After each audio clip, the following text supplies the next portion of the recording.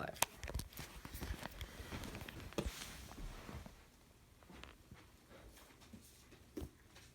Have you ever walked into an old library and could smell the sweetness of the books on the shelves? Today, I'm going to talk about one of my all-time favorite books since 5th grade called Wonder by R.J. Palacio. I'm just going to show what the cover looks like to give you kind of an idea.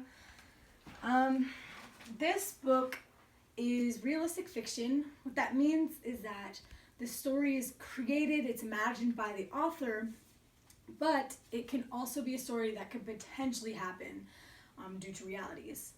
The main characters of this book are Augie Pullman. He is a middle schooler who has facial deformities because of 27 surgeries. He also likes Star Wars and playing Xbox like the average middle school boy. Other main characters are his friends Summer and Jack Will, both who are very enthusiastic, kind, and comedic. And we also get to know one of the school bullies. His name is Julian, but you find out in a sequel to this book that he is just scared of Augie and isn't actually a bad person.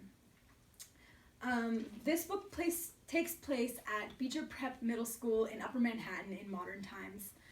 I enjoy that it takes place in a middle school because it is where most of the time spent with peers is at during that age. I would definitely recommend this book. And other books I would recommend that are correlated to this is Stargirl, Love Stargirl, and another really great book called Rules. I have a personal connection to this book because middle school is very difficult, and I'm sure we can all relate to that. And especially in this book, it dives deep into what each individual person is kind of thinking. It doesn't just go from the main character Augie's point of view. It actually goes from his sister and his friends' point of views. So it kind of gives you an idea of what every single person is going through. And this book also taught me a lot about kindness and being empathetic, and has actually helped me grow into the person I am today and learning to be kind whether people deserve it or not.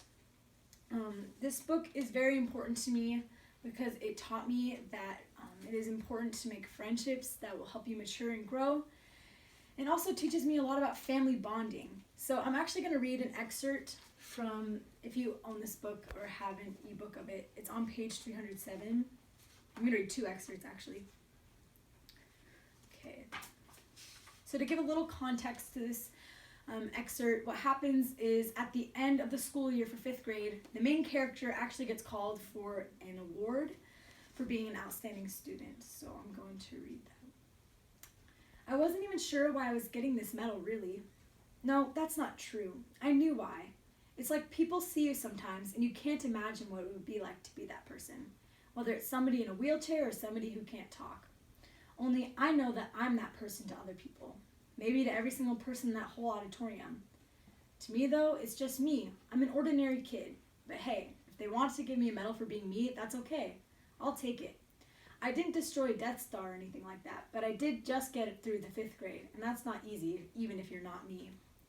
And then the other excerpt I'll be reading is from page 309, when his mom hugs him after the ceremony. Thank you for making me go to school, I said quietly. She hugged me close and leaned down and kissed the top of my head. Thank you, Augie, she answered softly. For what? For everything you've given us, she said, for coming into our lives, for being you. She bent down and whispered in my ear, you really are a wonder, Augie. You are a wonder. I hope that my speech inspires you to read this book and really reflect on its morals.